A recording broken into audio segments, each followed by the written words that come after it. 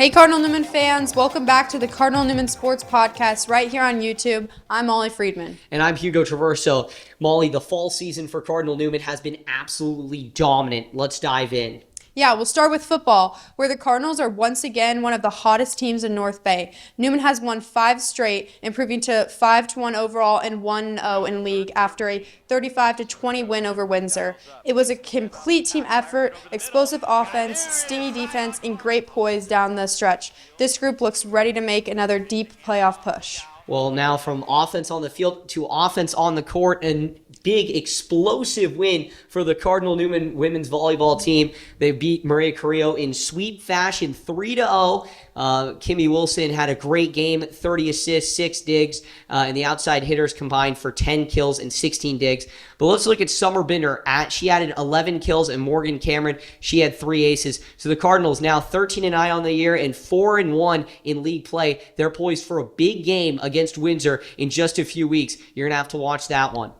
And over on the course, Cardinal Newman girls golf turned in another impressive performance at Rancho Cotati. We have senior Keely Collins fired a 36, earning low medalist honors for the day, while sophomore Rylan Cerner shot a personal best at 44 to help secure another strong team finish. It's been a steady and consistent season for this group, showing off depth and teamwork every match. Well, let's head over to flag football, arguably the best team on campus so far. 16-0 after a big win over Annaley, 26-7 last night. It was an incredible team win. It's just been domination all over the North Bay for this Cardinal Newman girls flag football team.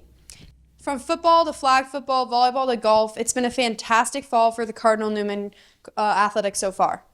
Yeah, and we're not done yet. When we come back, you'll hear from the athletes themselves. You'll get first-person accounts of some great wins and what they have in store with the rest of the season.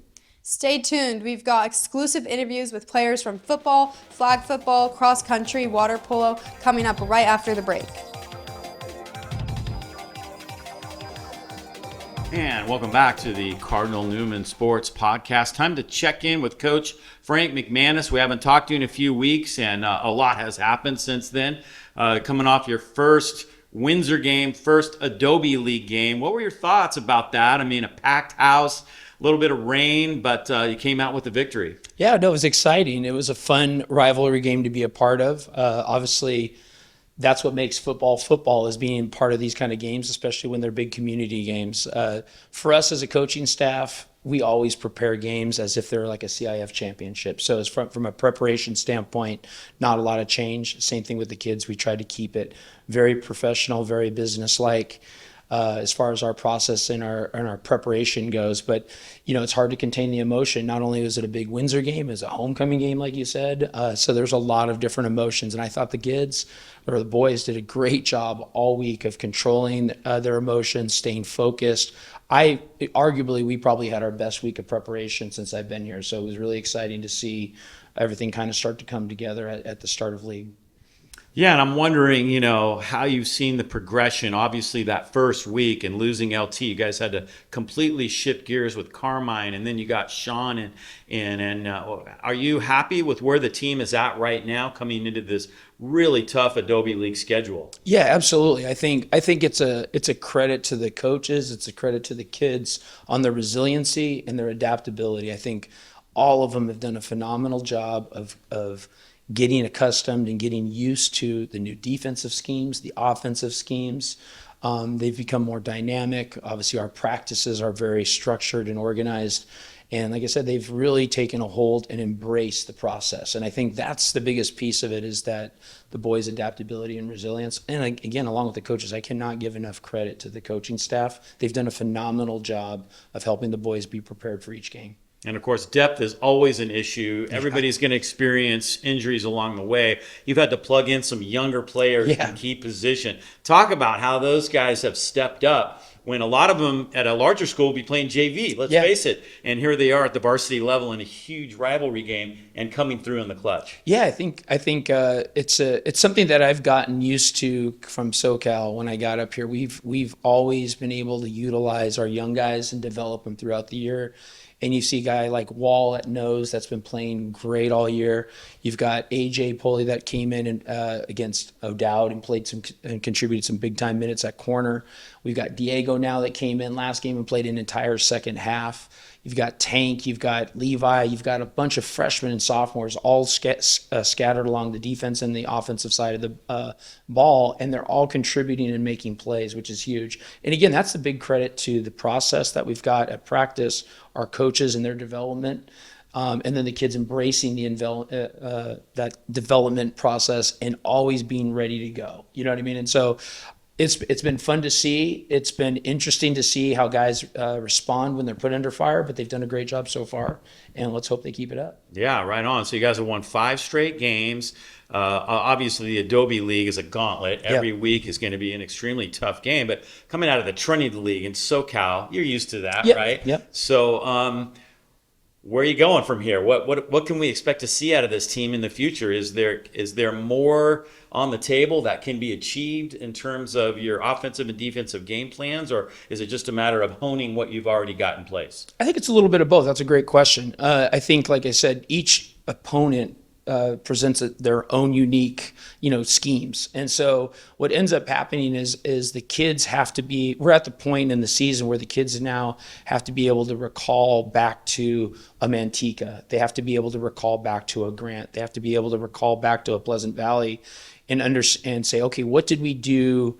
What were the ways they attacked us? What were the adjustments? What were we supposed to do coming into the game, and what were our adjustments in each game? And I think the kids' ability to recall back to those moments and make those adjustments on their own is kind of where we're at right now. So right now we've gone through this first phase of 6 games where they are running the schemes, they are doing the things that are required, they're getting better at the technique, they're understanding how they're supposed to play things. But the next evolution or the next step for them is to really be able to have that recall when they encounter something that they may not have prepared for the week, but then go back and go, I remember when we saw that against this team. And being able to go back and make that same adjustment without me having to come to the sidelines and talk it through to them. So I think that's kind of where we are as far as with this team. And it gets easier as the kids are playing in this defensive system, in this offensive system. They'll just automatically know how to do it in years moving forward. So what's really exciting for this class is that they are really establishing a new foundation for the school, both defensively, offensively, body, mind, soul, the whole gamut. They're doing a great job of trying to, or really setting the stage for the future. So what was it like for you personally when you came out of the locker room and you saw the huge crowd? You haven't been through a Windsor-Newman game yet. And how does it compare to what you've experienced in the Trinity League? Yeah, it's funny because I am usually completely oblivious to the crowds because I get really focused on what's about to happen. So I walk out. I did see that the stadium was crowded, and we as a coaching staff, we talked about it on Thursday before we got out there. I talked about there's going to be some moments, and there's always some key moments when like when we played IMG, when we played St. Francis the first time, where there was a Bosco game that we played at where the crowd, we were at, I think it was Cerritos College, and the Bosco side and the Mater Dei side were chanting against each other. And this is another one of those great moments when you walk out in the field and you see all the support of both communities. And what I really enjoyed the most was the professionalism of both sides. You know what I mean? I think we talked about that in the Grant game. There was a great deal of professionalism on the coaching staff and the fans, and I thought that carried over into this game. And I was asked earlier in an interview about what my expectations were going to the game, and I expected a professional game, and I thought the refs did a great job. I thought DJ and his staff did an outstanding job of coaching and prepping their kids. And like I said, it was an enjoyable game to be a part of. It was competitive, and obviously it's a rivalry game, but the professionalism I thought displayed on both sides from the parents, the coaches, and the players was outstanding. Right on, and you came out on top, which was great to see. Really appreciate all the energy and the effort you're putting into this season, Coach, and hanging with this team, and you've got them in a great position right now. So good luck against Rancho and the rest of the way in the Adobe League. Yeah, I appreciate it. Look forward to knocking out a couple more W's as we go, but 1 week at a time. Right on, right on. All right, thank you, Coach. We'll be back with more in just a moment. Welcome back to the Cardinal Newman Sports Podcast. I'm Hugo Traverso, joined alongside by the Cardinal Newman quarterback, Carmine Guevara. Carmine, you guys get a big win over Windsor on Friday. Just an incredible offensive explosion. Just tell me a little bit about what you were hearing from your coaches at halftime that led to that big half of offense, that second half. Yeah, well, my coaches weren't really happy with our performance. As you could tell, we weren't moving the ball very well. So we had to change it up. Instead of like going through our regular plays, we had to just dig deep in our playbook and just pull something out, yeah. Well, you guys did, and you had some great throws that second half, that absolute dot to Zion Cargill. Just tell me what new offensive coordinator Sean Embry, tell me what he was thinking and what he was telling you that second half. Yeah, no, he was really telling me just sling it. Yeah, no, we were running the ball. He wanted to throw the ball. No, he had faith in me. So yeah. All right, now you guys head into a tumultuous league schedule. You got your first league win. Now it's Rancho, then it's San Marin, then Marin Catholic, and finally Vintage. How do you guys feel coming out of that Windsor win? Heading into the rest of the year, what's the feeling around the team? No, we're feeling great. Yeah, we're really starting to come together now because Sean's coming back, and I feel like he's got a great plan for us. Same with Kenny. All right, well, congratulations on the big win. We wish you luck this Friday at Rancho Cotati. It's going to be a great game in Roanoke Park at 7 p.m. Thanks for stopping by, Carmine.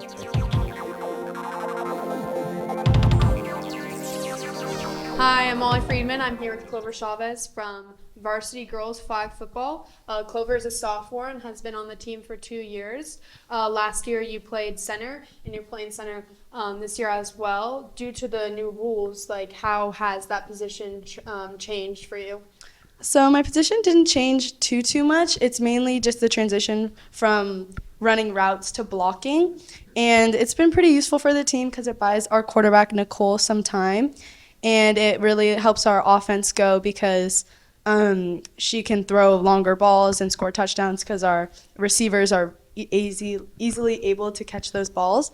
And sometimes some other teams get a little aggressive and they start pushing, but hasn't been too big of an issue so far.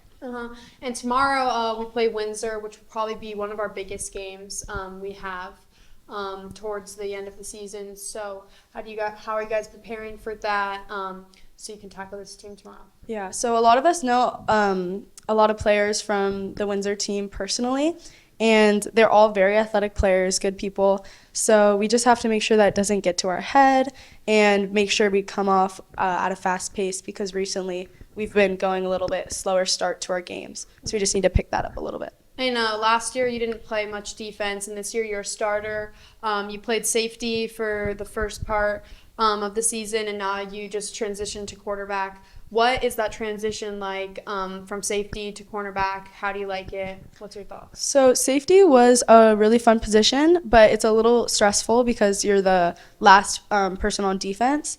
But I play soccer, so it's kind of like connection there because I do defense, so you're also the last layer of defense. But I love safety, but now as a cornerback, I get to have a little reassurance that there's another person behind me, which I love. And I feel like it's also a little quicker pace because the person you're guarding may run behind you, but you just have to remember to leave that there. And Barry has helped me a lot on my defensive works. Awesome. Thank you so much, Clover. All right, I'm Priya Triello, and I'm here with junior Ashlyn Mallon. She's racing our cross country this year, so I'm just going to ask you, how's the season going for you, and how are you prepping for these big races? I guess to start, the season's been going great. It's a great team, environment, and atmosphere, and I feel so grateful to be part of such a great team.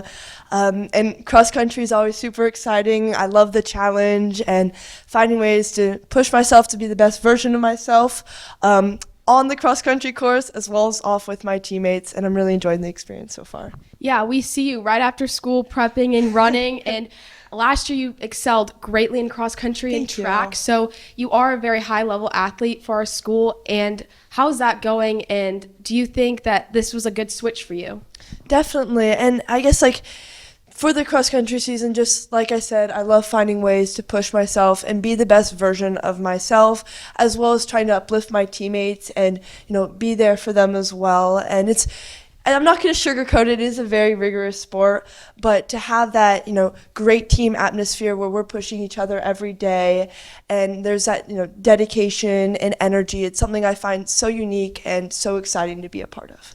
Wow, that's amazing. And you've done some traveling so far for this season. And what are some of the places you've gone to, and how's that changed? Do you run differently? Like, what's that change like? Definitely. I guess like for cross country, a big part of it is courses are different. It's not like a track where you have the same 400-meter track. It's different courses. So for each race, I have to make sure I prepare different mentally to make sure that I'm best prepared.